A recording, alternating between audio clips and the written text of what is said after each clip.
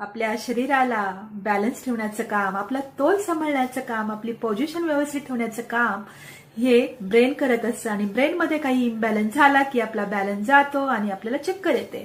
तर नमस्कार मित्र आणि मैत्रिणींनो, आज मी सुंदरसा विषय घेऊन आलेले आहे. चक्कर म्हणजे नेमकं काय, त्याची कारणं कोणती असतात आणि कोणत्या कारणाकडे दुर्लक्ष करून चालणार नाही आणि कोणते घरगुती उपाय केले जातात याबद्दल मी आज सविस्तर सांगणार आहे. व्हिडिओ कुठेही स्किप करू नका, कारण तुम्हाला सविस्तर माहिती मिळेल ह्या व्हिडिओमधून. तर चक्कर ज्यावेळेस आपल्याला येते त्यावेळेस आपल्याला आपले डोळे पांढरे होतात, आपले डोळे गरगरायला लागतात आणि आपल्याला आपलं अवतीभोवतीचं वातावरण हे फिरल्यासारखं वाटतं आणि आपल्याला भुरळ पडून डोकं गरगरून आपण पडून जातो, आपला तोल जातो. त्यालाच आपण चक्कर असे म्हणतो. तर चक्कर कशामुळे येते? चक्करचे दोन प्रकार आहेत, सेंट्रल व्हर्टायगो आणि पेरिफेरल व्हर्टायगो. व्हर्टायगो हा मेडिसिन म्हणजे मॉडर्न मेडिसिन मध्ये चक्करला व्हर्टायगो हा शब्द वापरतात आणि आपल्या आयुर्वेदामध्ये भ्रम हा शब्द वापरतात. तर सेंट्रल व्हर्टायगो म्हणजे मेंदूमध्ये काही प्रॉब्लेम असेल, विकृती असेल, मेंदूमध्ये काही दोष असतील, मेंदूमध्ये कुठलाही व्याधी जडला असेल तर आपल्याला सेंट्रल व्हर्टायगो दिसतो. आणि विशेष म्हणजे मेंदू सहित मज्जासंस्थेला काही बिघाड झाला असेल, त्याच्यामध्ये काही विकृती निर्माण झाली असेल तरी आपल्याला सेंट्रल व्हर्टायगो हे बघायला मिळतो. दुसरा आहे पेरिफेरल व्हर्टायगो. ह्याच्यामध्ये कानाशी निगडीत कोणतेही आजार, कानामध्ये मळ साचणे, कानामध्ये पू तयार होणं, कानाला वारंवार इन्फेक्शन होणं, कानाचे आजार म्हणजे मेनियर डिसीज म्हणजे कानामध्ये इतक्या प्रमाणात सूज येते, तिथल्या व्हेस्टिब्युलर ज्या फोर्सेस असतात किंवा कॅन्युला असतात त्याला सूज येते आणि त्याच्यामुळे व्हेस्टिब्युलो कॅक्युलर नर्व ही अफेक्ट होते, त्याचं डिस्फंक्शन होतं आणि त्यामुळे सुद्धा आपला समतोल जाण्याचं किंवा चक्कर येण्याचं प्रमाण वाढतं. तर पेरिफेरल आणि सेंट्रल व्हर्टायगो हे दोन प्रकार आहेत आणि आजकाल आपल्या देशामध्ये 50 ते 55% लोकांना व्हर्टायगोचा त्रास होतो आणि त्या व्हर्टायगोला म्हणजे कॉमनली आपल्याला बघायला मिळतो त्याला आपण बीपीपीव्ही असं म्हणतो. बीपीपीव्ही म्हणजे काय? बिनाइन पॅरोक्सिस्मल पोझिशनल व्हर्टायगो नावातच आहे. पोझिशनल व्हर्टायगो म्हणजे तुम्ही सडन तुमची पोझिशन चेंज झाली, म्हणजे तुम्ही झोपले असाल आणि झोपेतून अचानक उठला तर तुमचा तोल जातो, किंवा तुम्ही उठून अचानक उभे राहिला किंवा उभ्या असाल आणि अचानक बसला तरी तुमचा तोल जातो, तुम्हाला चक्कर आल्यासारखे होते, त्यालाच आपण बीपीपीव्ही म्हणतो. ह्यासाठी तुम्हाला छान डाएट, बॅलन्स डाएट घ्यायचा आहे, फिजिओथेरपी करायची आहे आणि ऑडिओमेट्री वगैरे करायची आहे. बीपीव्हीचा त्रास तुमचा नक्कीच कमी होईल. त्याच्यासाठी औषधं पण वेगळ्या प्रकारची उपलब्ध आहेत मॉडर्न मेडिसिनमध्ये. आता मला तुम्हाला सांगायचंय की अशी कोणती आजार आहेत, कोणत्या आजारांमध्ये आपल्याला चक्कर दिसते, तर आपण एक एक करून बघूयात. लिस्ट खूप मोठी आहे पण समजणे गरजेचं आहे. तर 1 नंबरवर सांगितल्याप्रमाणे कानाचे आजार, कानाशी निगडीत कोणत्याही व्याधी, कानामध्ये जर इन्फेक्शन असेल तर आपल्याला चक्कर ही यायला लागते. दुसरं आहे, तुम्हाला जर अॅनिमिया असेल, तुमचं रक्तक्षय म्हणजे तुमच्या रक्तातील हिमोग्लोबिन कमी झालं असेल तर तुम्हाला चक्कर वारंवार येऊ शकते. हे का बरं होतं? आपल्या रक्तामध्ये असणारं हिमोग्लोबिन हे ऑक्सिजन कॅरी करत असतं आणि आपल्या मेंदूला ऑक्सिजन व्यवस्थित जर नाही मिळाला तर चक्कर येणारच. म्हणूनच ज्या लोकांना अॅनिमिया आहे किंवा व्हिटॅमिन B12 डेफिशियन्सी आहे, आयर्न डेफिशियन्सी आहे, त्यांना वारंवार चक्कर ही यायलाच लागते. हे महत्वाचं कारण होतं. दुसरं आहे की आपल्या रक्तातील साखर कमी होणं. हायपोग्लायसिमिया म्हणजे कोणी डायबेटिक पेशंट असेल, त्यांनी ओव्हरडोस घेतला असेल डायबेटिक गोळीचा, किंवा कोणी खूप म्हणजे तासून तास जेवलं नसेल, उपाशी असेल, त्यामुळे सुद्धा आपल्या रक्तातील साखर कमी होते आणि आपल्याला भोवळ येते आणि म्हणजे चक्कर येते आणि आपण पडतो. हे महत्वाचं कारण. चौथं कारण म्हणजे की तुमचं ब्लड प्रेशर हे कमी होणं. ब्लड प्रेशर अचानक कमी झालं तरी आपल्याला चक्कर येते. आणि आणखी एक सांगायचंय, जसं आपली साखर आणि ब्लड प्रेशर कमी झालं चक्कर येते, तशीच ते दोघेही म्हणजे ब्लड प्रेशर जरी वाढलं आणि आपली रक्तातील साखर जरी वाढली तरी आपल्याला चक्कर येते. तर हे महत्वाचं आहे, लक्षात ठेवायला पाहिजे की बीपी कमी होणं, वाढणं, साखर कमी होणं, साखर वाढणं यामुळे सुद्धा चक्कर येते. 5वं म्हणजे तुम्हाला डोळ्यांचे काही विकार असतील, तुम्हाला मायग्रेन, अर्धशिशी ह्यासारखे आजार असतील किंवा तुम्हाला सीझर डिसऑर्डर म्हणजे फिट येण्याच्या डिसऑर्डर असतील तरी तुम्हाला चक्कर येऊ शकते. 6 नंबरवर आहे की ज्यावेळेस तुम्ही खूप अतिशय प्रमाणात स्ट्रेस घेत असाल, ताणतणाव खाली राहत असाल, त्यामुळे सुद्धा तुम्हाला चक्कर येऊ शकते. आणि 7वं म्हणजे की तुम्हाला जर मानेचे मणके जे असतात म्हणजे सर्वायकल व्हर्टिब्री ज्या असतात, मानेचे जे मणक्यांमध्ये जर झीज होऊन तिथे काही व्याधी झाली असेल म्हणजे सर्वायकल स्पॉन्डिलिस सारखे आजार झाले असतील तरी तुम्हाला चक्कर येऊ शकते. सर्वायकल स्पॉन्डिलिसमध्ये आपल्या हाडांची मणक्यांची झीज होते आणि तिथल्या नसा दबायला लागतात आणि त्यामुळे सुद्धा सर्वायकल स्पॉन्डिलिसिसचे पेशंट जर रस्त्याने चालत असतील आणि अचानक कोणी त्यांना आवाज दिला तर ते असे एकदम त्यांनी जर मान ओळून पाहिली तर त्यांना अचानक चक्कर येऊ शकते आणि वारंवार चक्कर येण्याचा त्यांना त्रास होऊ शकतो. आणि अशा वेळेस सर्वायकल स्पॉन्डिलिसिस झालेल्या पेशंटनी डॉक्टरांचा सल्ला घेणं गरजेचं आहे. त्यासाठी सर्वायकल स्पॉन्डिलिसिस रूल आउट करणं गरजेचं आहे. त्यासाठी त्यांनी काय केलं पाहिजे, MRI केला पाहिजे. MRI spine, cervical spine screening करून त्याची प्रॉपर ट्रीटमेंट घ्यायची असेल. जर तुम्हाला सॉफ्ट कॉलर ऍडवाइस केली असेल तर कॉलर सॉफ्ट कॉलर घालायची आहे किंवा हार्ड कॉलर, जसे डॉक्टर तुम्हाला मेंदू तज्ञ म्हणजे जे न्यूरोफिजिशियन आहेत जसे तुम्हाला ऍडवाइस करतील त्याप्रमाणे आपल्याला ट्रीटमेंट घ्यायची आहे. नक्कीच तुमचा चक्कर येण्याचा म्हणजे त्रास हा कमी होईल. हे 7 नंबरचं कारण होतं सर्वायकल स्पॉन्डिलायसिस. आणखी 8 नंबरचं कारण म्हणजे की ज्यावेळेस तुम्ही खूप उंचावरून जर खाली बघितलं तरी तुम्हाला चक्कर येऊ शकते. हे स्वाभाविकच आहे. दुसरं 8 नंबरवरचं कारण म्हणजे की तुम्ही जर प्रवास करत असाल आणि गाडीमधून तुम्ही डोकं बाहेर काढलं चालत्या गाडीतून तर तुम्हाला मोशन सिकनेसमध्ये सुद्धा चक्कर येऊ शकते. तर ही छोटी मोठी कारणं आहेत त्याच्यामध्ये आपल्याला चक्करही येते. तर आता मेजर अशी कोणती कारणं आहेत त्याच्याकडे आपल्याला बिलकुलही दुर्लक्ष करायचं नाही. तर ती कारणं आपण बघून घेऊयात. आणि मला एक सांगायचं राहिलं की आता काही बायका उपवास खूप करतात, म्हणजे नवरात्रीचे उपवास म्हणा किंवा संतोषी माचे उपवास म्हणा, कुठलेही व्रत म्हणजे चालूच असतात आणि ह्या उपवासामुळे त्यांचं जेवण हे व्यवस्थित घेतलं जात नाही, हायड्रेशन व्यवस्थित होत नाही आणि अशा वेळेस डिहायड्रेशन झाल्यामुळे सुद्धा आपल्या म्हणजे शरीरातील पाण्याचं प्रमाण जरी कमी झालं तरी आपल्याला चक्कर येते. म्हणजे dehydration is one of the cause of म्हणजे व्हर्टायगो, हे सुद्धा एक कारण असू शकतं की चक्कर येण्याचं. आता गंभीर कारणाकडे आपण वळूयात.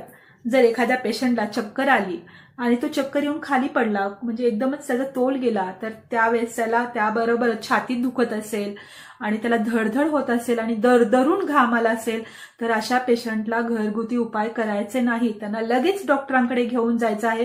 कारण हे सगळे साईन तुमचं एक तर तुम्हाला हृदयाला अटॅक म्हणजे हार्ट अटॅक आला असू शकतो किंवा तुमच्या हृदयाची जी ठोके असतात एकदम कमी झालेले असतील किंवा हृदयाची जी ठोक्यांची गती आहे ती एकदम अनियंत्रित झालेली असतील. ह्या इमर्जन्सी मेडिकल कंडिशन आहेत. ह्याच्यामध्ये डॉक्टरांचा त्वरित सल्ला आणि म्हणजे ट्रीटमेंट घेणं गरजेचं असतं कारण ह्याच्यामध्ये जीवाला धोका होऊ शकतं.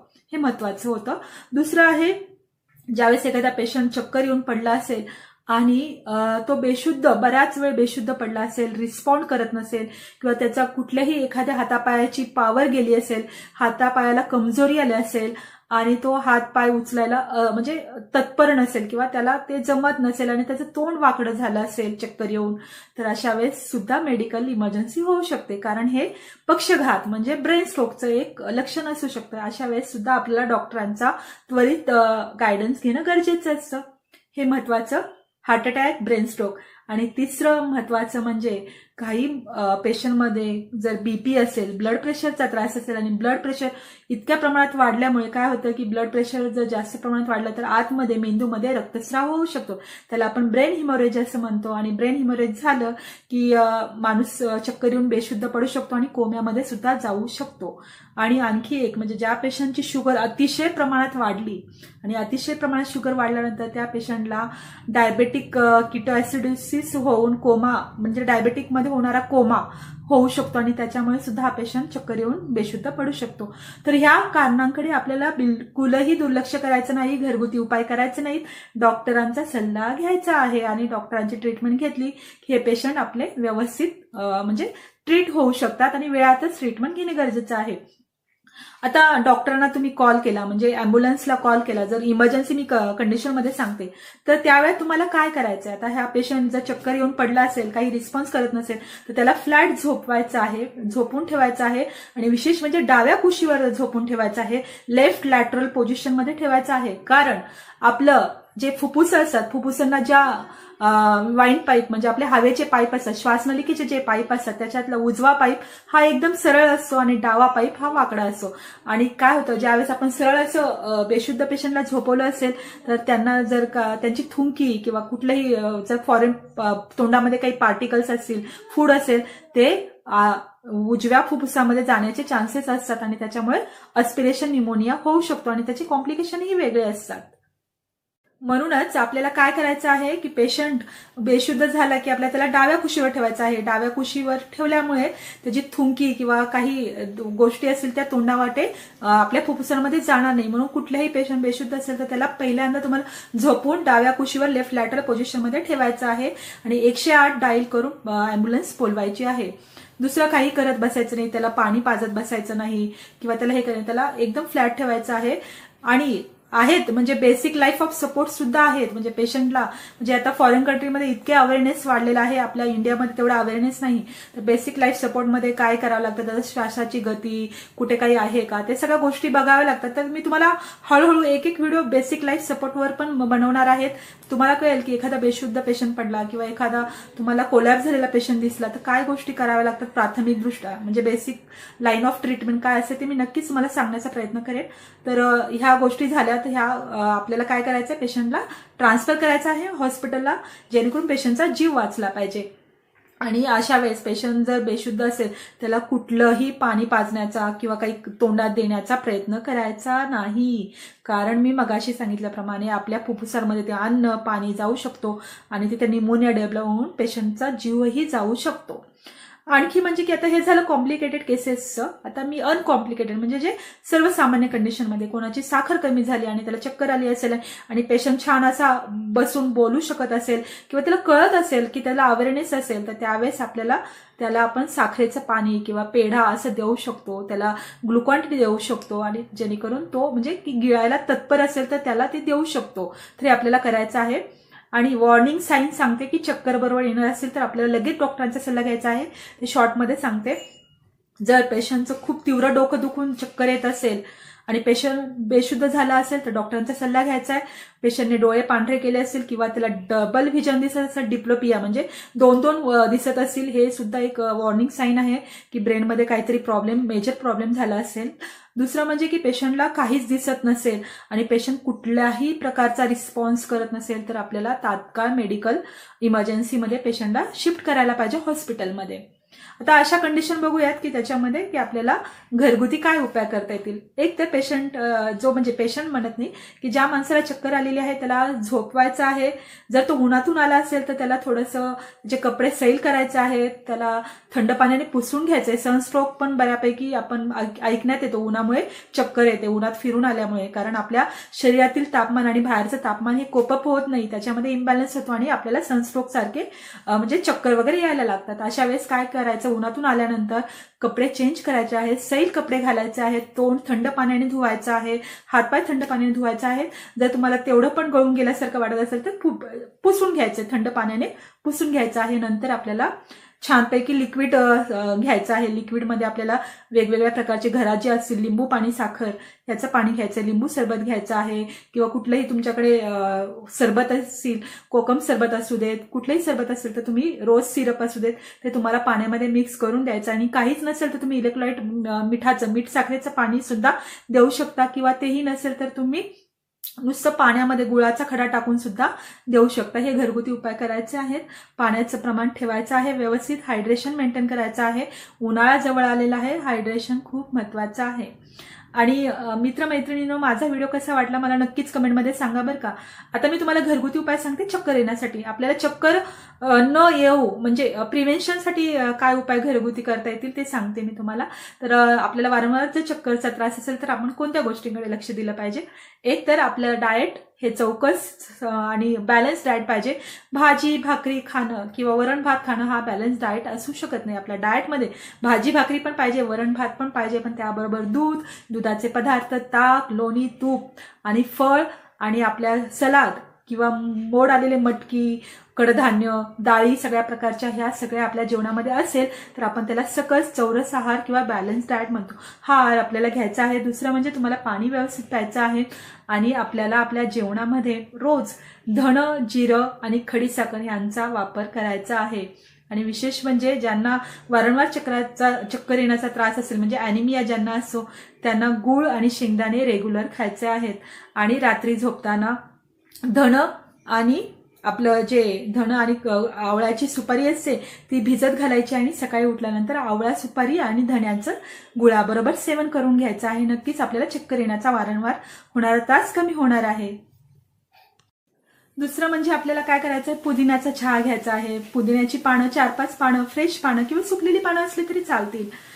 2 कप पाणी घ्यायचं आहे, त्याच्यामध्ये ते 5-7 पानं पुदिन्याची टाकायची आहेत, बॉईल करून त्याचं 1 कप करायचं आणि तो पुदिन्याचा चहा घ्यायचा आहे.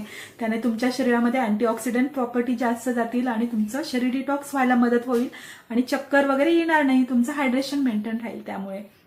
दुसरं म्हणजे तुम्हाला हर्बल टी. हर्बल टी आपण बऱ्यापैकी ऐकतो, ग्रीन टी, लेमन टी. तर हर्बल टी म्हणजे आपल्या घरामध्ये जे गरम मसाले असतात त्यापासून बनवणारी टी. काय करायचं, आपल्याला काही नाही करायचं. 1 लवंग, 1 दालचिनी, 1 काळी मिरी आणि आपल्याला 1 चक्री फूल आणि 1 आपलं जे मोठी विलायची असते, बडी इलायची, शाही विलायची असते ती घ्यायची आहे आणि चिमूटभर आपल्याला चहा पावडर घ्यायची आहे आणि त्याचा आपल्याला चहा बनवून गाळून उकळून असा घ्यायचा आहे. म्हणजे अर्धा कप तरी आपल्याला हा चहा दिवसभरातून घ्यायचा आहे आणि आपल्या बॉडी डिटॉक्स होईल आणि आपल्या शरीरामध्ये जे डेफिशियन्सी असतील त्या भरून येतील. आपल्या वेट लॉसला पण खूप चांगला त्याचा फायदा होईल आणि वारंवार चक्कर येण्याचं प्रमाण पण हर्बल टीमुळे सुद्धा कमी होईल.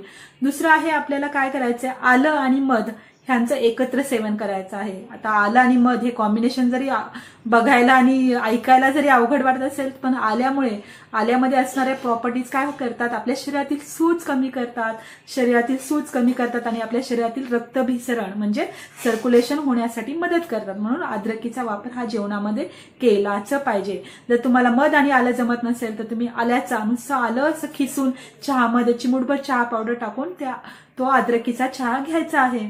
तर या छोट्या मोठ्या आहेत म्हणजे टिप्स आहे तर तुम्ही ह्या करून बघायच्या आहेत. दुसरं म्हणजे की उन्हाळा आलेला आहे, ज्या बायका उपवास करतायत तर त्यांनी साबुदाणा न खाता, साबुदाणा पचायला 2 दिवस लागतात, तर साबुदाणा न खाता भगरीचा शिरा, भगर आपली गुळामध्ये शिजवून केलेली भगर, राजगिऱ्याचा शिरा किंवा राजगिरे दुधाबरोबर खायचे आहेत. तुम्हाला खजूर खायचे आहेत. खजुरामध्ये असणाऱ्या म्हणजे खूप त्याच्यामध्ये प्रॉपर्टीज चांगल्या आहेत, त्यामुळे तुमचं हिमोग्लोबिन लोहाचं प्रमाण वाढून तुम्हाला बऱ्यापैकी अॅनिमियापासून संरक्षण मिळू शकतं. पाणी तर मी सांगतेय, लिक्विड डाएट तर घ्यायचं आहे, ताक घ्यायचा आहे. आणि विशेष म्हणजे ज्या बायकांना म्हणजे पिरियड येऊन गेल्यानंतर खूप थकवा वगैरे येत असेल आणि चक्कर येत असेल, कारण एकतर अॅनिमिया आहे, त्या बायकांनी ओरल फॉर्ममध्ये आयर्नच्या, कॅल्शियमच्या गोळ्या ह्या घ्यायच्या आहेत, जेणेकरून तुम्हाला आहारामधून आणि सप्लिमेंटरी मेडिसिन पण मिळतील आणि नक्कीच तुमचा वारंवार चक्कर येण्याचा त्रास कमी होईल.